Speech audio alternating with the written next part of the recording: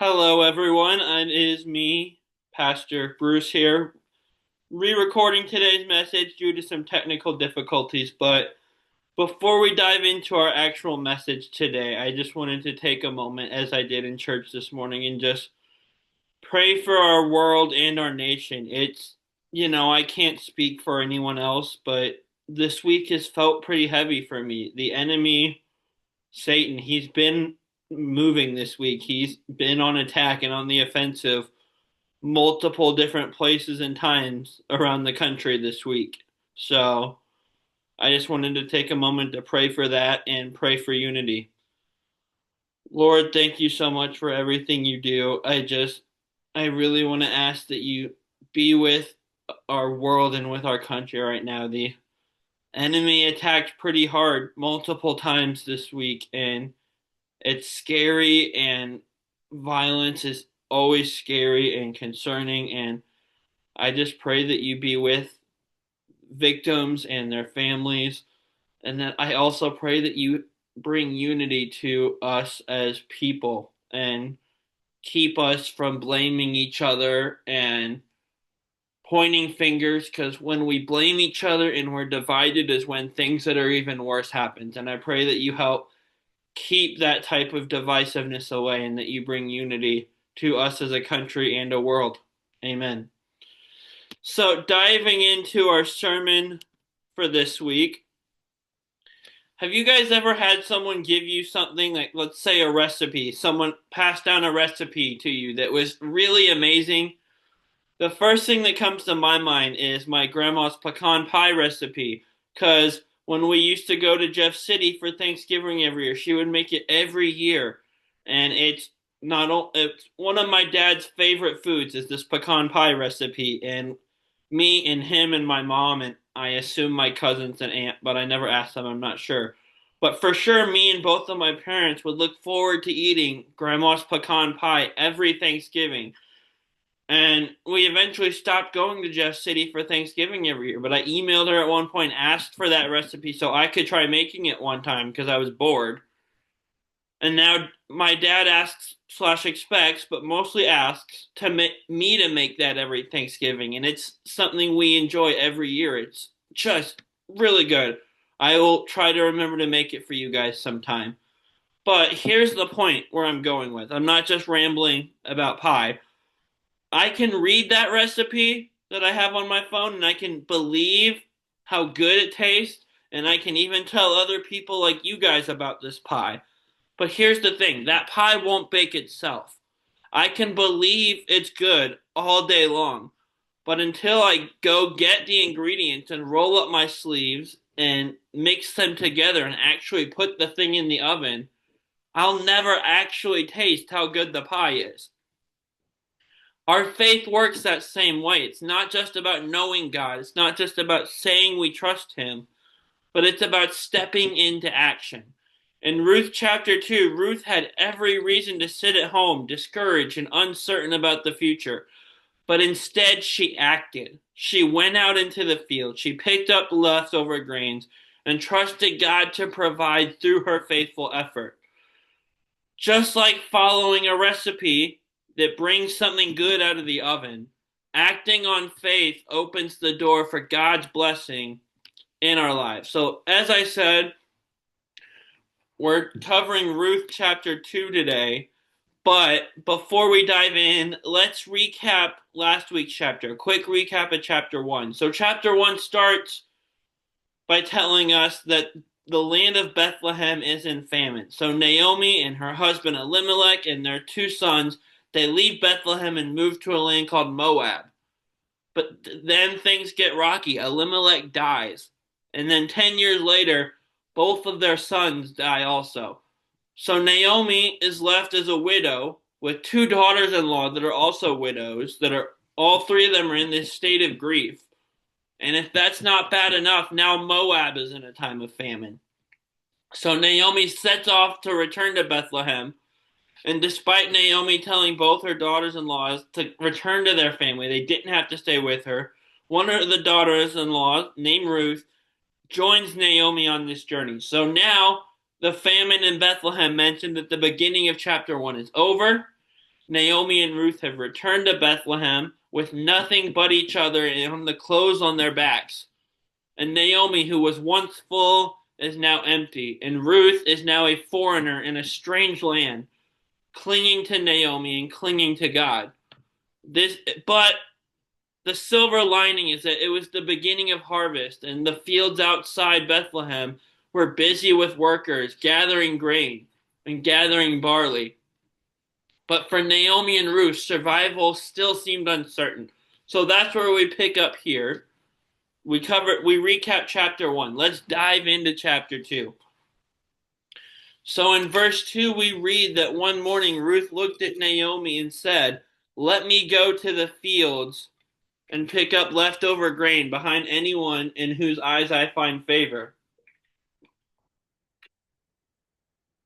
And Naomi told her to go and do it. So, hungry and determined, Ruth sets out, and she walked along the edges of the fields until she came to one where harvesters were busy cutting stalks. She bent down to pick up the scattered pieces left behind.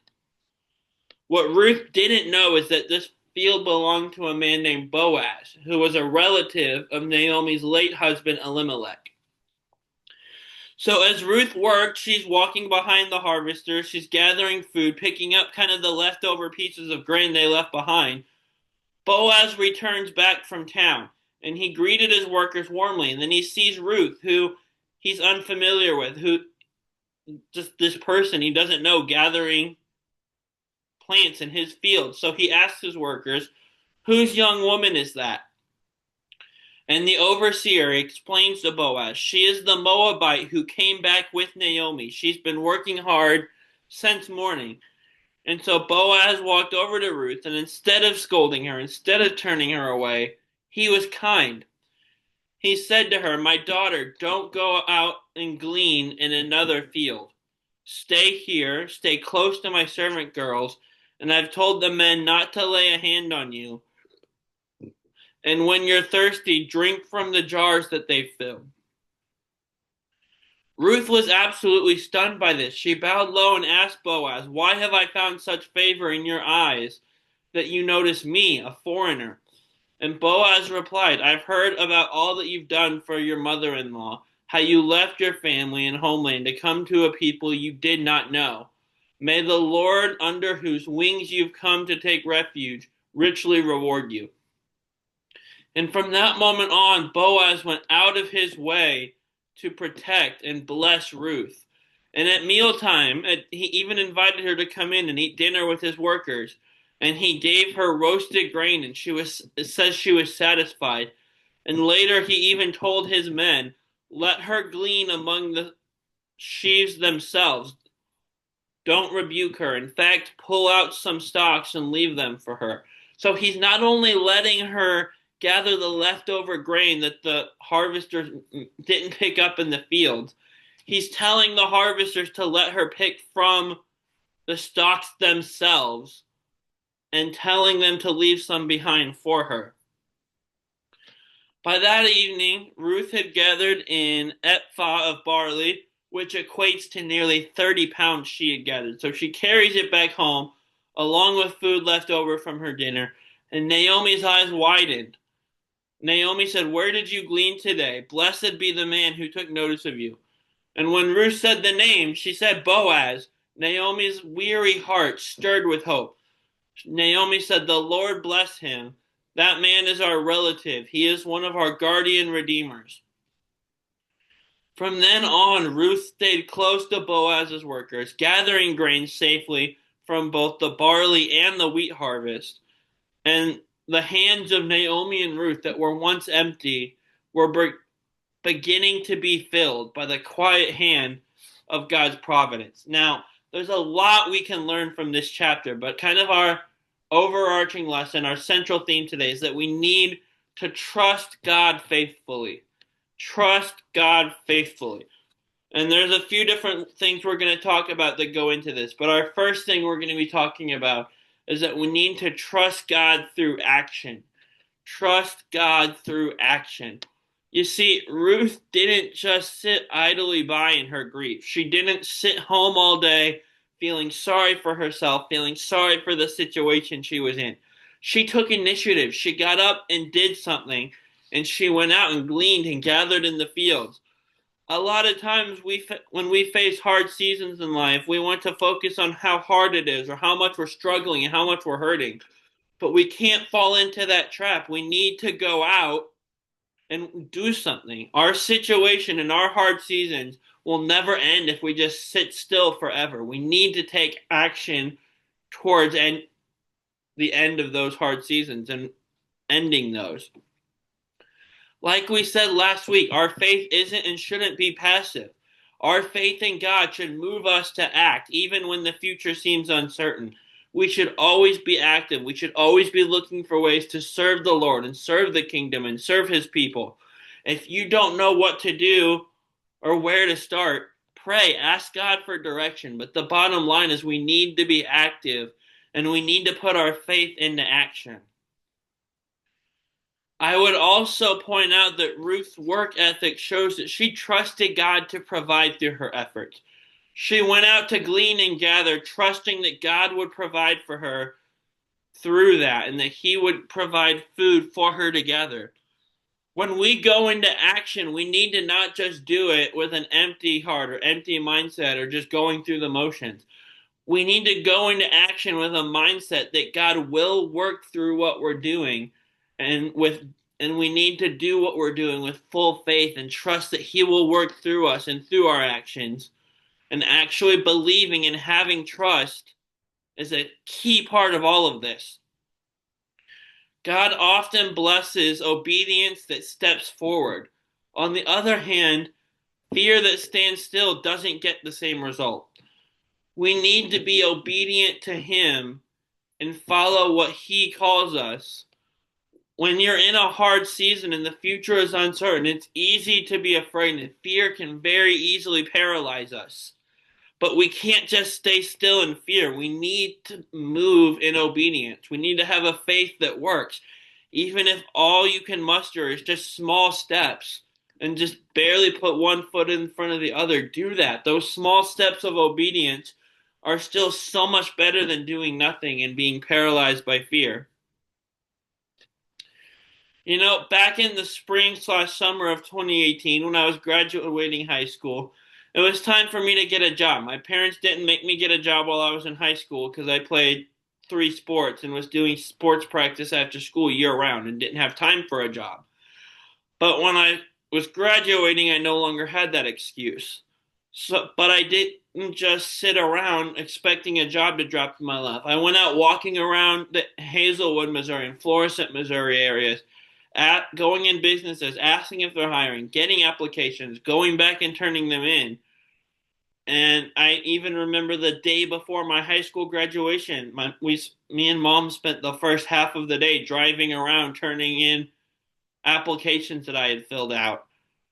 But I didn't just sit at home praying and hoping a job would land on me or sitting on the couch sulking. I took action, and eventually that morning, actually, before my high school graduation, I went and turned in an application at Dairy Queen in the morning. He asked me to come back for an interview that afternoon and then gave me a job offer at the end of that interview. And it's the best job I ever had until I got this job now. But I didn't just get that job by doing nothing. It would have never happened without going out and taking action. It's the same thing in our faith. We need to be active and we need to look for opportunities to go act in faith and spread God's love and spread God's message. We can't just sit still. The Lord will bring opportunities for us to step into action, but we need to pray for those opportunities and pray that He brings them to us. We can't just pray for those things, then sit around and wait for it. We need to take steps to prepare for those action opportunities and go out and pursue them. When you're in a hard season, when you're struggling, you will have the urge to stop or give up or shut down. And I'm here to encourage you, resist that urge. Do not stop. Like we've talked about earlier, keep taking the next step. keep doing that next faithful thing and that next faithful action. And if you aren't sure what step to take, ask God to reveal it to you. But don't stop moving. Don't stop being active. Whatever you're doing, whether it's in your job or schoolwork or some sort of service, don't do it casually or halfway. Approach it with diligence. Trust God to guide you through it and work through it alongside of you. Something to remember is that not all acts of faith seem the same size to us. Some are big and obvious, while some may seem small and inconsequential. But here's the thing, even the small acts that don't seem like they have a purpose to us can open doors and lead to God's bigger plan tomorrow and into the future. We don't see the future. God does. And when he asks us to do something, we need to trust that he has a reason for doing so, even if we can't see it. It's like when you're a kid and your parent tells you to do something and you're frustrated and you don't know why they told you not to. And in the case of me as a kid, you do it anyway and then you get hurt. And then my mom gives the I told you so look that I'm not really a fan of, but I'm got kind of familiar with over the years. It's like that the parent had a reason for saying don't do that. The kid doesn't see it. It's the same way with God. We won't always see the reason he asks us to do something. But when we're in that moment, we need to trust that he has a reason and a purpose for everything he asks us to do. And we need to trust and remember that, especially when we can't see it. Our second point is that we need to trust God through kindness. Trust God through kindness. When he realized Ruth was gathering in his field, Boaz could have reacted a number of different ways, including the fact that he could have asked her to leave. But he didn't. He showed kindness. He not only told her to keep gathering in the fields, but told her that when she was thirsty, she could drink from the servants' water, and told her to stick by his female servants, that they would look out for her. And as if that wasn't enough, he told the young man not to touch her and invited her to stay for dinner, and sent her home with even more grain and food. When Boaz looked at Ruth, he saw that she was vulnerable and he reflected God's heart to her. That's an example we should all follow. When we cross paths with people that are vulnerable and struggling, we are called to show kindness to them. And sometimes that'll mean showing kindness and generosity to people we don't know. And with that means there will also be times where we have that opportunity to show kindness, where we might be hesitant or not want to for whatever reasons, or not want to because we don't know the other person's intention. There's a lot of different ways things can come up, but I'll use an example we're probably all familiar with. We've all been driving or riding in a car and seen someone on the side of the road that looks homeless and is holding up a sign.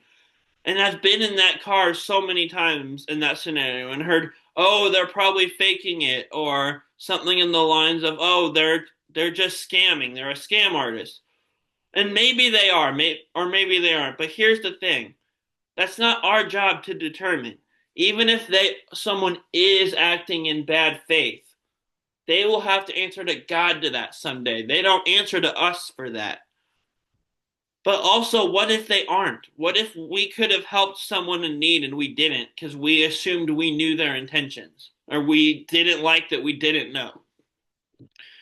This is just one example, but there are many different ways this will come up where we will have times that we are hesitant or don't want to show kindness or generosity because we'll question whether the other person's sincere or not. But our job isn't to judge and decide their sincerity. Our job is to answer our calling from God. And what we are called to do is be generous and be kind.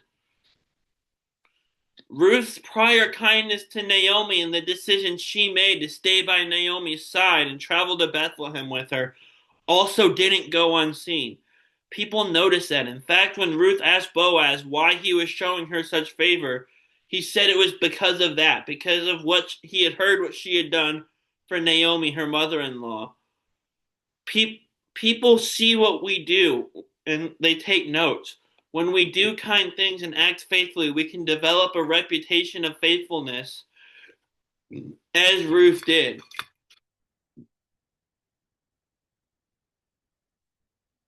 Word will spread, and that will give us an opportunity to show more kindness and even to witness the gospel to people as well. Kindness also has a bit of a ripple effect. By no means should this be the reason we do kind things, but when we do show kindness, it has a way of coming back to us eventually. And there will be a time when we are in need, when we're the one that needs kindness and generosity. And when we show that to others, maybe it'll come back to us. Like it did with Ruth. She showed immense care and kindness for Naomi, and in return, God provided her through Boaz's kindness and favor when she needed provided for. A big part of trusting God and trusting Him through kindness is showing it when it seems unnoticed, too. Doing it when no one else is around. Like with a lot of things that we've talked about, the motive and the heart behind our kindness and our generosity and behind what we do is as important as the thing itself. We shouldn't be showing kindness to earn a good reputation or hoping it'll come back to us. Those are good things and they can be helpful, but they shouldn't be the reason we're kind. We should be doing it because God calls us to and because it's a form of worshiping God and showing our faith and our trust in Him. You know, back home in St. Louis, we have a radio station by the name of Joy FM that plays contemporary Christian music. It's any car my mom has had during my lifetime. It's the only radio station that's ever on her car radio. And when I was a kid, I didn't know that her radios could play other stations. But anyway, when I was around middle school or maybe early high school, Joy FM started this campaign in they were talking about in their commercials of encouraging people to pay for the person behind them's order in the drive-through line. Just a simple act of kindness. And eventually this kind of caught on and they started making these little tiny notes about yay big, just little squares that you could order for free off of their website that says you got joyed, and it has the station name and says that it hopes it brightens your day. Just a simple act of being kind and generous like this can make a huge difference. That one little note could totally brighten someone's day who is having a terrible day, or it could be a pick-me-up they needed, or could even be what introduces them to come to Christ for the first time. That's why acting in kindness is so important, because you never know how big of an impact even the smallest acts could have. Look for opportunities to show kindness in your everyday life, big or small. It doesn't matter. Just look for ways to be kind. But remember what we just said, that the heart and the motive behind it matter a ton. So say you're out walking and you see someone drop the wallet on the ground. If there's info and contact information in that, contact them, give it back to them, turn it in somewhere. Maybe they'll give you a thank you. Maybe they'll give you a reward. But don't do it hoping for a monetary reward. And don't even do it hoping for the thank you. Do it because it's the right thing to do and because God calls us to be kind and generous. We mentioned earlier how our actions can lead to us having a reputation of faithfulness, that we need to understand that reputation can encourage future blessings and have a huge impact for God. People could see your kindness and see that reputation and decide they want to start showing kindness too to those around them. Or maybe someone sees that and asks why you operate the way you do, and then boom, you have a chance to tell them it's because God calls you to, and tell them about Jesus. And maybe that's the first time they hear it. Our kindness and our generosity and our kind acts have the potential to have a much bigger impact than just the act itself. We need to treat others with dignity and kindness too, including and especially those society has overlooked. Like we said earlier, there will be times that naturally we question someone's motives or intentions, like our example with the homeless people on the road. And I can totally understand not wanting to give them a ton of money or not knowing their intentions. And in fact, that's a good thing. God calls us to be responsible and good stewards of our resources. So maybe don't give that person a 50 or a $100 bill. But being a good steward doesn't mean ignoring it. Just because you don't give them a 50 or a 100 doesn't mean you can't do anything. Give them a 5 or a 1 or even a granola bar you keep in your car, following along with our example we've been using. Even if it's just a little bit, that little bit is better than nothing. And you know what? It doesn't even have to be every single person you run into. You aren't the only one that God calls to be kind. But just because we don't do it every time doesn't mean it's okay for us to not do it any time, if that makes sense. There will be times you see someone that God places in your path that you have a thought in your head or a tug on your heart. Don't ignore that. Act on it. We talked about how our kindness can plant seeds in other people's lives. Sometimes we won't see those seeds come to fruition. We need to have trust and have faith in God that He is sowing those seeds that our kindness planted and that He is working in those people. Even though we may not see the result, He's always working. Our third point is that we need to trust God through our relationships. Trust God through relationships. Early in the chapter, we see Ruth ask Naomi's permission to go glean and go gather. And in that moment, we see Naomi give Ruth advice. And more importantly, we see Ruth receive that advice and wisdom humbly. A lot of times, God will speak to us and give us advice and guidance through other people. The people we see as mentors or friends, or how God will often speak to us sometimes. So when people we have a close relationship with offer us help or advice or words of wisdom, don't just take that in passing. Listen to it, digest it, and humbly consider it. God could be speaking to you through them. And even if it's just their own human perspective, if they're someone that's rooted in God and rooted in the Bible, their perspective will still be something that's very worth listening to. When we have these types of strong relationships in our lives, like what Naomi and Ruth had, for example, they can benefit us and benefit our faith. Strong relationships can provide us protection when we need it. We all have people we turn to when we're scared, or people we turn to when we need shelter. And we talk a lot about having a community of believers and being a part of that. And one of the best parts of that community is what we're talking about here, is having people that are rooted in the Bible to give you solid guidance and encourage you in your faith and help you grow in your faith. And in turn, you also get the opportunity to be that encouragement for someone else and help them grow in their faith. Trusting God also means trusting His design for community and for mentorship. Don't try to go at life and go at this walk as a lone wolf, because that's not how God intended it to be. I'm reminded of something I've heard my mom say a lot over the years, and that is, she says everyone needs a Paul and a Timothy in their life. And what she's referencing here is in the New Testament, we see this really cool relationship between Paul and Timothy, where Paul took Timothy under his wing and mentored him and helped him grow in his faith and discipled him. By God's design, we should have someone in our life that plays that Paul role, that's our mentor and teaches us in faith and helps us grow closer to Christ.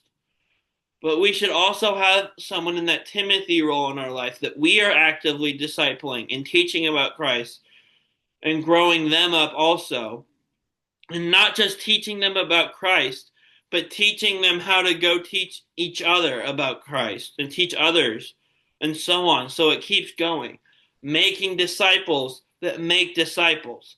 That's God's model for this and His model for relationships, and we should be following that. When I think of strong relationships, a great example of strong relationships is this dynamic we're talking about between a mentor and an apprentice.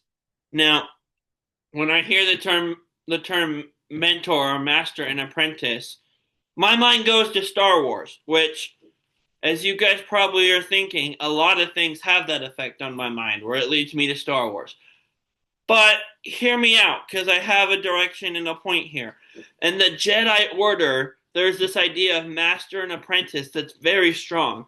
When a youngling grows to a certain age, they become a Padawan learner, or an apprentice, if you will, and they are assigned a Jedi Master that invests deeply in them. A Jedi Master invests into their Padawan and pours into them. They help raise them and pour in them and guide them and teach them how to avoid dangerous paths. And on the flip side, the Padawan doesn't just learn lightsaber or fighting skills.